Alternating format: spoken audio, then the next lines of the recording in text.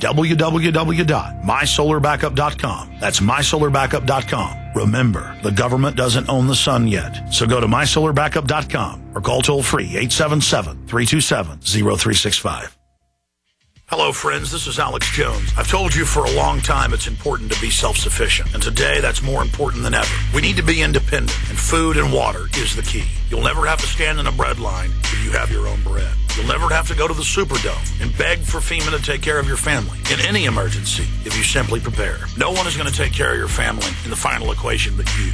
You know eFoodsDirect.com is still able to ship storable food that's safe from E. coli, salmonella, genetic alteration, or Chinese imports. And they do it at almost half the cost of last year's grocery prices. Call 1-800-409-5633. Or on the web, go to eFoodsDirect.com. Visit eFoodsDirect.com and look over the fine list of high-quality, freeze-dried, and dehydrated foods they have to offer. Watch the free videos. Look at their online catalog. Or give them a call at 1-800-409-5633. Again, 800-409-5633. Or on the web at eFoodsDirect.com. Take action today. The first step is getting storable food.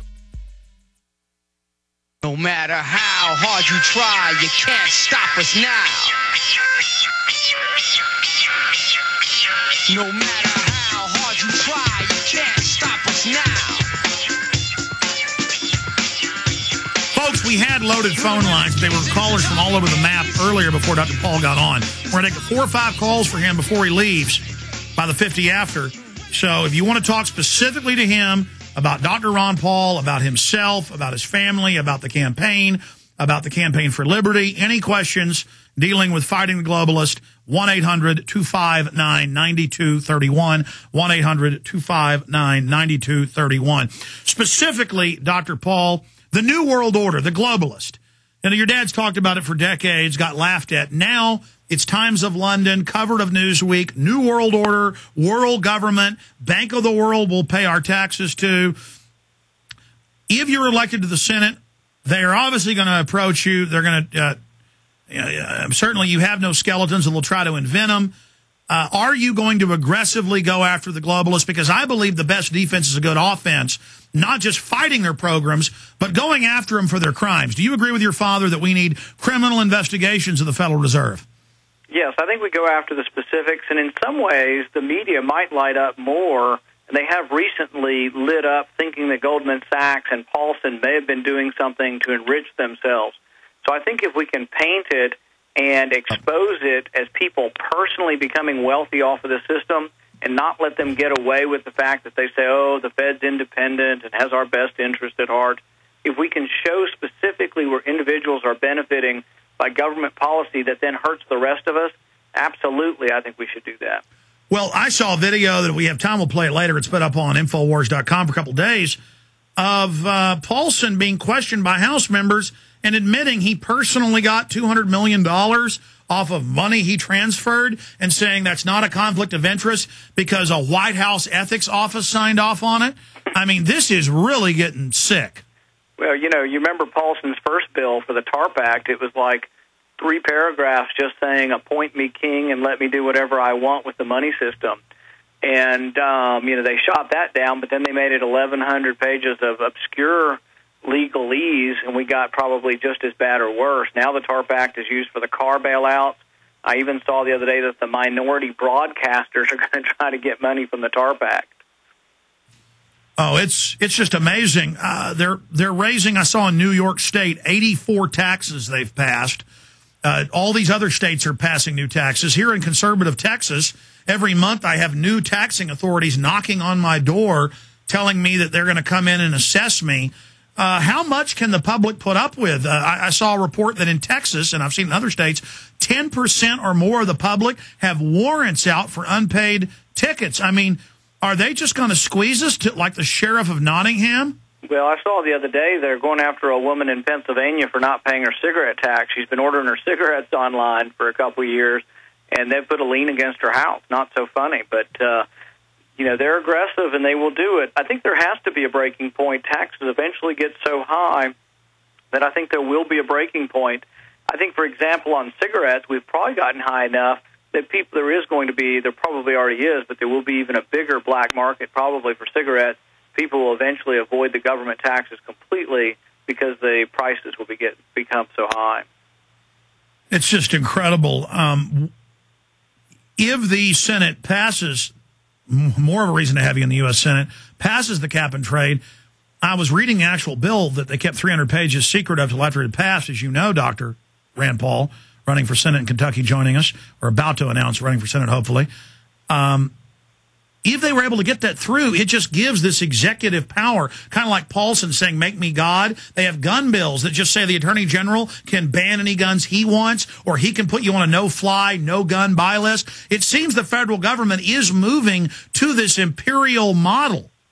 Well, and it's always lost in thousands of pages of legalese. For example, in the Health Care Act, they've named the Health Care Act something like the Free Choice Health Reform Act of 2009. But you know what? The more friendly it sounds in the title, the more ominous it is if you read the nitty-gritty. In that Health Care Act, there's actually part of it says that when you leave your company or change insurance policies, you'll only be able to buy insurance that's approved by the government. And they already have the restrictions in there on what you can sell. And I think things like health savings accounts, which are part of the solution to our problems, will probably not be sold after this health care reform passed. Incredible. I want to take a few final calls. People should certainly visit the website that we have up on screen at prisonplanet.tv. They should get ready for the money bomb that is coming up as well. RandPaul2010.com, RandPaul2010.com. We've got links up on Infowars.com and prisonplanet.tv. But you made a joke during the break that you wouldn't let the Bilderberg group, if you get elected to the Senate, drag you off to a secret meeting. But if you were there, joking that you would certainly wave at me while I was bullhorning from the outside. If you get elected to the Senate, what are you going to do when these people approach you? Are you going to blow the whistle on them? Well, see, I have to correct you a little bit on that, Alex. What I said is I wouldn't join the Bilderbergers, for philosophic reasons. But the other reason I wouldn't join them is because I'd be afraid Alex Jones would be outside the meeting with the bullhorn calling me out. So absolutely I wouldn't, but I've seen your videos calling a few of them out and interviewing a few of them, and for some reason they get quite testy with you if you ask them questions about it. They certainly did. No, you refreshed my memory. We were coming into break. The music was already playing, and we were bantering and laughing back and forth, and I meant to say, I hope that you would go to Bilderberg and then come out and expose them. Okay. Yeah, I don't know if that would be possible or not, but yeah, I think we should expose people who are, promoting this globalist agenda for personal gain and for financial gain at the expense of the rest of our country and at the expense of our republic.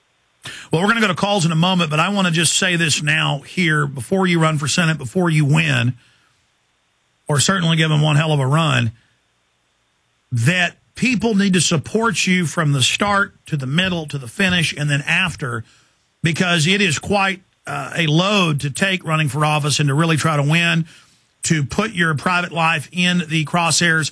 I know a lot of people that know your family well. I've known your dad for 13 years. Very upright, incredibly hard work ethic, good Christian people. Interviewed your uncle Wayne Paul last week, and another amazing individual fighting for liberty and freedom. But people need to understand, they're going to manufacture stuff about you. They're going to lie about you. They're going to take things out of context out about you. And people don't need to ninny. They need to just get behind you guys and move forward, because we'd be in a lot worse position today if Ron Paul hadn't have run and educated millions of people about the true nature of the political and economic system.